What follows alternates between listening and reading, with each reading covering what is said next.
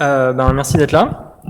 Donc, je vais vous raconter un peu comment on a migré notre task queue en expliquant un peu qu'est-ce que c'est une task queue et en essayant de pas trop rester trop spécifique aux implémentations et donc aux deux projets desquels on a migré, donc de Celery et de RQ. Donc déjà, qu'est-ce que c'est une task queue? En fait, c'est une méthode assez utilisée par vraiment beaucoup de gens et toutes les plus grandes boîtes pour enlever du boulot à vos front-end, donc les parties qui interagissent avec l'utilisateur, ça peut très bien même être un GUI ou un site, et de le faire par des workers qui sont en background. Il y en a qui appellent ça des jobs cron, vraiment des processus qui sont pas directement exposés à l'utilisateur, mais qui vont faire des choses. Alors ça peut être des choses CPU bound, ça peut être des gros calculs, ça peut être envoyer des mails, ça peut être crawler des sites. Plein de choses qui vont rajouter un délai et qu'on n'a pas envie de répercuter à l'utilisateur. On n'a pas envie qu'un utilisateur entre deux pages, il attende peut-être les quelques secondes, voire dizaines de secondes qu'on va mettre pour envoyer un mail. Donc c'est vraiment un pattern assez commun et que la majorité des gens devraient utiliser pour garder vos interfaces super responsives, tout en mettant une pile de choses à faire à côté qui va être dépilée par n workers. Ça peut être 1, mais ça peut être 10 000 aussi. C'est un pattern qui est même implémenté du côté des plateformes. Sur Heroku, vous avez des VM, enfin c'est pas des VM, mais vous avez des unités de front-end et vous avez des unités de workers. Pareil, chez App Engine, il y a toute une API pour queuer des jobs et il y a pas mal d'autres plateformes qui supportent ça aussi. Les implémentations majeures, il y a Gearman en Perl, REST en Ruby qui a été fait par le CTO de GitHub, je crois, et Celery, donc qui est l'implémentation de référence en Python. Moi personnellement, j'en ai déjà fait pas mal en fait des task queues dans toutes mes boîtes. En fait, j'ai fait une task queue en Python. La première c'était Jamendo et là on faisait du Python avec du MySQL pour encoder des MP3. Et ça a quand même tenu 5 ans, mais après, quand on s'est mis vraiment à encoder des millions de fichiers, la table MySQL a complètement explosé. On pouvait mettre du InnoDB, on pouvait mettre ce qu'on voulait, ça tenait pas. Du coup, on est passé à Celery, qui était capable de faire beaucoup plus de tâches en parallèle, et on l'utilise encore à ce jour-là. Ensuite, j'ai fait Joshfire, où là, on buildait des applis avec du Xcode et du Eclipse. Il n'y avait pas énormément de tâches à faire, et Celery a pareil très bien tenu. Donc, commencer encore une nouvelle startup, désolé, qui fait plutôt du crawling, du machine learning et pas mal de calculs en back-end. Donc là, on était absolument obligé d'avoir une task queue. On a commencé avec Celery parce que c'était ce que je connaissais, et on est arrivé un peu aux limites, pas forcément les limites de performance, mais les limites d'utilisation, et on est passé donc à RQ. Juste un petit topo sur Celery au début et sur le design des task queues en général. Comment ça marche? Comme j'ai dit, vous avez front-end qui vont envoyer en fait des tâches, ça peut être des tâches, des jobs, on va dire tasks, à un broker. En fait, un broker, c'est vraiment la partie qui va connecter ces tâches avec les workers qui sont derrière. Alors ça peut être, Celery supporte en fait pas mal de brokers différents. Vous pouvez utiliser soit RabbitMQ qui est l'implémentation conseillée, mais vous pouvez aussi utiliser Redis, MongoDB, voire même MySQL, à peu près ce que vous voulez. Il faut quand même savoir que certains brokers vont pouvoir directement aller parler aux workers avec des sockets, et d'autres brokers, par exemple comme MongoDB, supportent pas ce genre de feature et vont devoir attendre que les workers les pollent régulièrement. Et ça, si vous commencez à avoir quelques centaines de workers, évidemment, votre MongoDB va être complètement down. Donc c'est vraiment une solution qui est conseillée avec RabbitMQ pour avoir vraiment en fait une route de messages qui soit directe entre les front-end et les workers, où il n'y a quasiment aucune latence et où vous n'êtes pas en train d'attendre du polling à quelques secondes aléatoirement. Une fois que ces workers ont reçu les tâches, ils les traitent, et une fois fini, en général, ils stockent les résultats dans un stockage. Ça peut être MongoDB, ça peut être du SQL, ça peut encore une fois être un peu n'importe quoi. Et là, l'idée, c'est que vos front-end vont soit sur demande d'utilisateur, soit c'est tout à fait optionnel, mais vont pouvoir aller contrôler est-ce que la tâche a fini et qu'est-ce que c'était son retour. Voilà, ça c'est le principe de base. Il y a pas mal de petites nuances et pas mal de déclinaisons, mais généralement, toutes les task queues que vous allez avoir vont à peu près ressembler à ça. Alors, qu'est-ce qui est bien en Celery? Déjà, c'est bien parce que c'est assez simple finalement à utiliser. Comment ça marche? Grosso modo, vous allez instancier donc Celery. Vous allez lui dire, comme broker, je vais utiliser alors AMQP, c'est le protocole de RabbitMQ. Je vais utiliser mon RabbitMQ en local. Et vous allez juste pouvoir mettre un décorateur sur n'importe quelle fonction ou n'importe quelle classe en Python pour plus tard dans votre code. dire ben voilà, je veux faire une addition avec ces paramètres-là. Et en fait, cette fonction-là que vous voyez en bas va pas être exécutée dans votre process Python depuis lequel vous appelez, mais va être vraiment convertie un peu magiquement dans un message RabbitMQ qui va partir sur un worker et qui va vous revenir dans votre process principal si vous le souhaitez. Donc ça, c'est le principe de base. Après, moi, en général, j'aime pas trop mettre des fonctions comme ça avec des décorateurs. Je préfère avoir des classes un peu plus lourdes qui représentent une tâche sur lequel vous pouvez mettre des initialiseurs, vous pouvez mettre un peu de logique de retry automatisée et surtout, vous pouvez avoir une classe d'une task parente après que vous pouvez sous-classer pour chacune de vos tasks. C'est assez utile pour vraiment implémenter un peu des logiques communes à toutes vos tâches. Un des principaux avantages de Celery, comme je disais, c'est que c'est super rapide. Grâce à RabbitMQ, on a vraiment des latences qui sont de l'ordre de la milliseconde, voire moins, entre le temps où vous queuez une tâche et le temps où elle démarre vraiment sur le worker, ce qui est assez sympa quand vous voulez vraiment avoir beaucoup de tâches effectuées en même temps, et surtout un peu enlever le frein, disons, à transformer du code en tâches.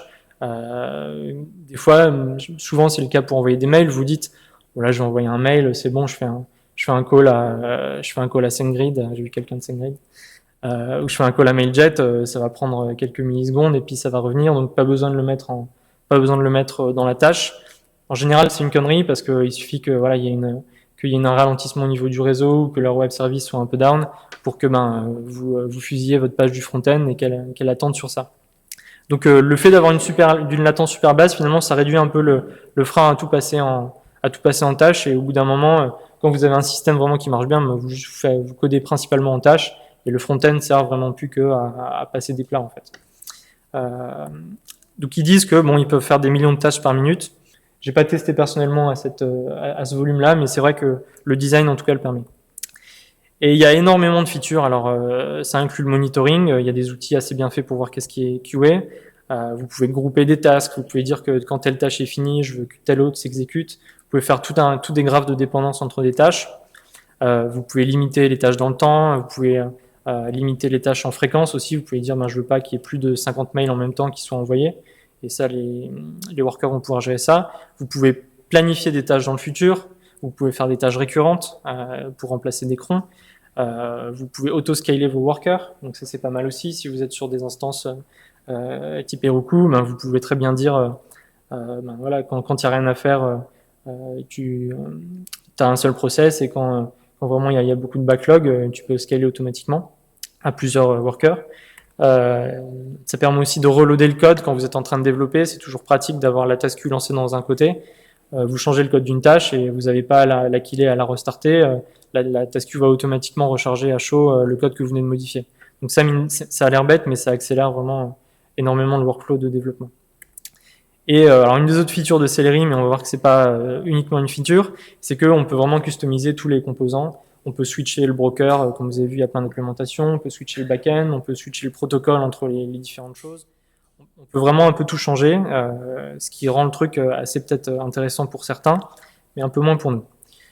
D'autres avantages, c'est que c'est vraiment assez bien testé. En général, le code est bien couvert, la documentation est à peu près bonne, le développeur principal répond quand on lui pose des questions, qui est toujours important à évaluer quand même aussi. Et ça a tous les avantages d'être l'implémentation de référence, un beau projet en général qui marche bien et qui est quand même assez utilisé. Tout ça pour arriver un peu aux choses un peu moins glorieuses qui nous ont fait un peu changer. Principal problème, et ça s'applique un peu à tous les packages que vous pouvez trouver, c'est que voilà, c'est vraiment je sais pas si c'est sa vie ou si c'est son achievement, mais en tout cas, il y a une seule personne vraiment qui bosse sur ce projet. Et d'ailleurs, si vous regardez le troisième, en fait, c'est le créateur de RQ qu'on utilise aussi. Donc ça, en général, quand vous voyez ça sur GitHub, je vous encourage vraiment quand vous évaluez des projets open source, un peu aller regarder ce qui se passe au niveau des contributions et est-ce que si ce mec-là demain on a ras-le-bol ou part ou est employé par je sais pas qui, qu'est-ce que va devenir le projet. Et dans le cas de Celery, j'ai assez peur. Notamment à cause du fait que si vous descendez un peu dans le code, et ça arrive fatalement quand vous devez débugger des choses ou quand vous voulez modifier un petit comportement. On parlait tout à l'heure des méthodes magiques, alors là c'est un festival. si vous arrivez à me dire en moins d'une minute ce que fait cette fonction, malgré la moitié en documentation au-dessus, félicitations. Le code est vraiment rempli de trucs comme ça. Celle-là, c'est un peu la palme aussi. J'ai pas encore tout compris de ce truc-là, mais je sais que c'est un espèce de layer qui intercepte vos exceptions et qui enlève une partie du stack pour protéger je sais pas quoi. Et c'est vraiment du code sur lequel on est arrivé et on n'a pas compris quoi.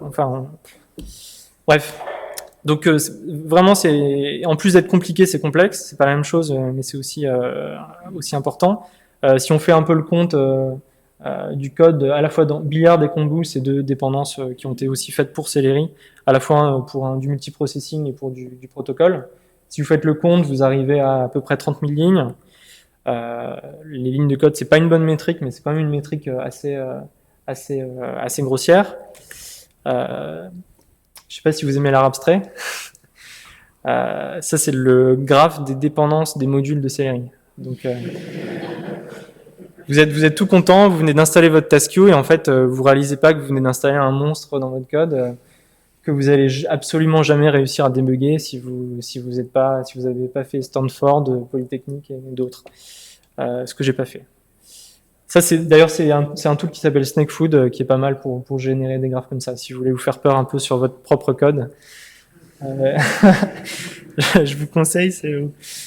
Voilà. Donc tout ça pour dire que il faut quand même faire attention à ce dans quoi vous vous lancez quand vous choisissez un projet. Et donc il y a the good, the bad and the ugly. C'est quoi the ugly? En fait, il y en a pas parce qu'il faut un peu arrêter de faire soit c'est parisien, soit c'est chieur.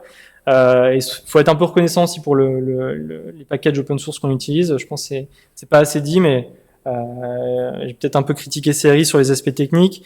Il en reste pas moins que c'est du code open source. Si vraiment j'étais si énervé avec ça, j'avais qu'à me sortir les doigts et comprendre et essayer de le patcher comme je voulais. Et grosso modo, ça sert à rien d'insulter les auteurs parce qu'il y en a qui le font, notamment avec Celery des fois. C'est plutôt vous que vous devriez insulter de ne pas avoir fait vos recherches suffisamment à l'avance, de ne pas avoir compris dans quoi vous vous lanciez. En fait, vous êtes vraiment le seul vous êtes le seul à qui quelqu'un est capable de reprocher quelque chose. Le code il est open source. Si vous voulez vous le forquer, il faut bien comprendre, les développeurs ne vous doivent rien quoi. Vous utilisez leur projet, vous devriez déjà les remercier avant de faire autre chose. Bref. Donc voilà, ça c'est vraiment les critiques que j'ai eues, c'est juste des critiques techniques et c'était notre erreur de ne pas avoir assez réalisé en fait que Celery était un truc beaucoup trop gros pour les besoins nous qu'on en avait et c'est pour ça qu'on a fait ce changement. En fait, du coup, le choix de changer était un peu paradoxal parce qu'en fait, nous, on avait besoin de plus de notre task-queue. Malgré que Celery ait un nombre de features hallucinantes, en fait, on avait juste besoin un peu plus. Dans certains cas, on avait besoin de tirer un peu on avait besoin de customiser le comportement dans les retries. On avait besoin de changer un peu le scheduler, ce qui était impossible pour mon QI, disons, avec le code de Celery. Alors que voilà, c'était pourtant ce pourquoi Celery était censé être fait avec toutes les implémentations abstraites de tous les composants. En fait, c'était pas si facile que ça. Il fallait comprendre ce graphe-là avant d'arriver à le faire. On voulait aussi, c'est con, mais on voulait comprendre 100% de code de notre appli. C'est toujours un plus. Et on avait, comme je dis, pas besoin de couches d'abstraction pour tout. On avait juste besoin d'une et qui marche quoi. Tout ça pour dire que less is more. Donc RQ était une solution, la solution qu'on a trouvée. C'est un projet assez jeune et si on compare un peu rapidement les deux, il supporte que Redis comme broker. Donc évidemment, ça simplifie le code énormément. Au niveau de la parallélisation, ou plutôt de la concurrence, Celery gère lui-même une logique de processus master-slave, c'est-à-dire quand vous lancez un worker, vous lancez en fait un process master qui lui va lancer plein de sous-workers qui vont eux-mêmes faire les tâches et c'est juste le worker master qui va rester connecté soit au back-end, soit au broker. Là où en fait RQ simplifie à mort tout ça, il utilise un package qui s'appelle SupervisorD qui est écrit en Python qui permet de surveiller des process, faire en sorte qu'ils restent disponibles, d'en faire tourner n en parallèle, qui est assez bien. Et en fait, Celery aussi, RQ simplifie pas mal la concurrence en disant je vais juste forker à chaque tâche que je reçois. Alors évidemment, on va peut-être pas être capable d'en faire des millions par minute comme faisait Celery, mais au moins ça reste beaucoup plus simple à gérer. Pareil, si on compte le nombre de lignes de code, bon, encore c'est pas une bonne métrique, mais quand même au moins un facteur 15 de différence entre les deux. Le scheduler n'est pas inclus dans RQ, pareil, c'est plutôt une dépendance à côté. C'est un peu la même logique pour toutes les features avancées. Et au niveau du routage en fait des tasks, si vous connaissez un peu RabbitMQ, vous savez qu'il y a une logique d'échange où vous pouvez envoyer du coup des messages sur des queues qui vont être dépilés en fonction de plusieurs consommateurs différents. Enfin, c'est un peu compliqué, c'est super flexible, mais en fait, juste avoir des listes de queues nommées comme le fait RQ, comme je vous montrais tout à l'heure ce qu'on utilise, suffit amplement quand vous n'êtes pas le Nasdaq ou je sais pas quoi. Et aussi, bon, l'avantage principal, c'est que c'était beaucoup plus simple. Quand on descend dans le code, je peux lire le code en quelques heures et comprendre vraiment comment ça marchait.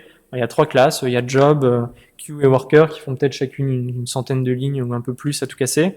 Et c'est vraiment facile de comprendre, quoi. Si on regarde juste un extrait du code, ça c'est la fonction dans queue qui rajoute une tâche à une queue.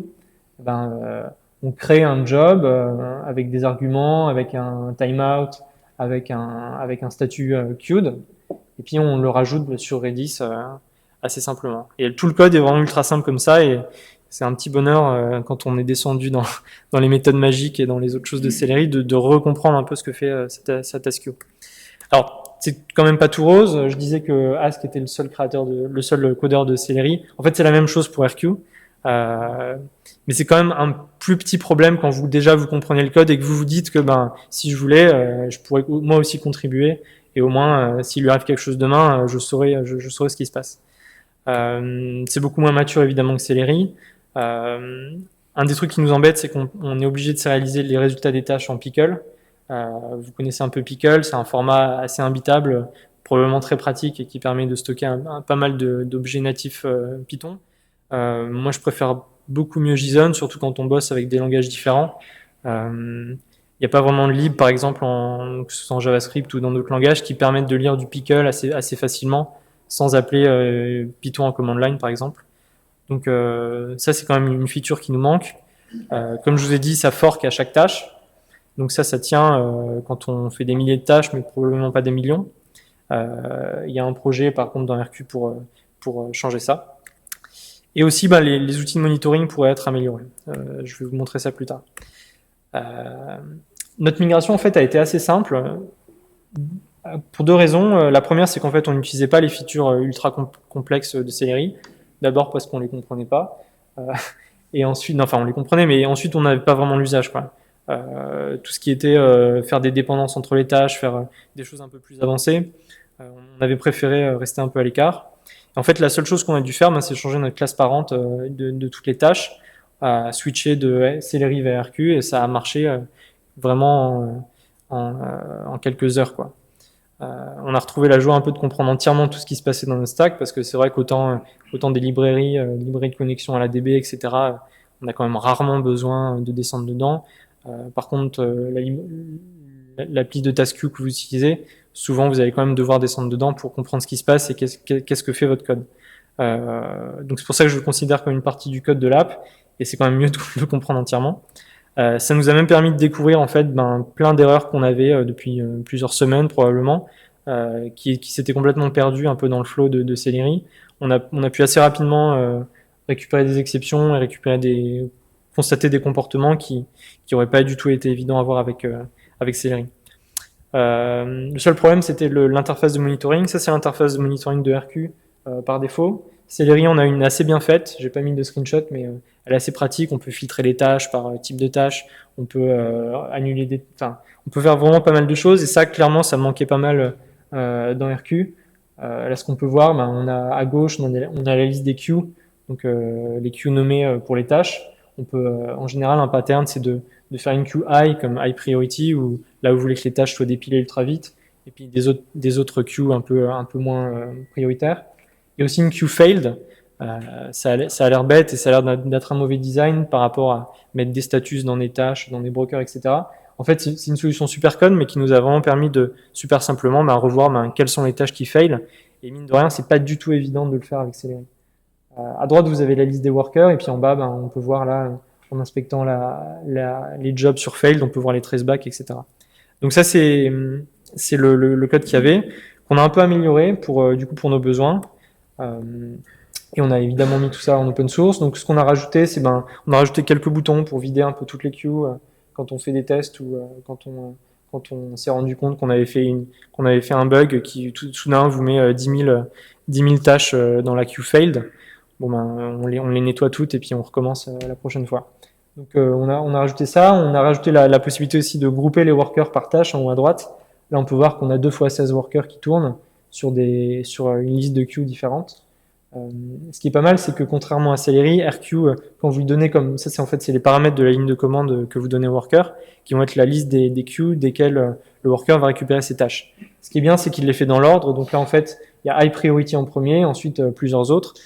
Dès qu'une tâche va être queuée sur la queue high priority, elle va être directement faite par le prochain worker qui aura un slot de libre.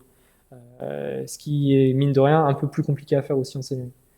Voilà, donc on a rajouté pas mal de trucs qui rendent l'outil un peu plus utilisable et finalement avec à peu près 15 fois moins de code, on a probablement gagné pas mal d'efficacité et en tout cas de joie à coder et à travailler avec son stack tous les jours. Et mine de rien, c'est super important. Voilà, donc évidemment on embauche, etc. Si vous voulez venir vous amuser, vous êtes les bienvenus. J'ai quelques annonces à faire qu'on m'a demandé de faire. En ce moment, il y a un sprint scikit-learn. Qui connaît scikit-learn? Levez la main. Ok. Donc scikit-learn, c'est une des meilleures librairies de machine learning faites par Olivier Grisel qui a présenté entre autres, par Olivier Grisel qui a présenté au Paris Python numéro 1. Ils font un sprint en ce moment d'une semaine pour bosser sur la librairie et jeudi soir, ils font un apéro. À la Butokai, je pense, vous pouvez aller voir sur la page. Vous pouvez aller boire des bières avec eux et parler un peu de machine learning. La deuxième annonce, c'est qu'il y a le call for paper de PyCon FR 2013 qui se passera à Strasbourg en octobre. Si vous voulez faire un talk là-bas, n'hésitez pas à soumettre un talk et n'hésitez pas peut-être à venir le répéter ici si vous voulez, ou en tout cas à en parler avec les organisateurs. Voilà, si vous avez des questions. Merci beaucoup. Déjà dépassé de 100 minutes. Mais les pizzas sont pas arrivées, alors moi je meuble, hein, tu m'en...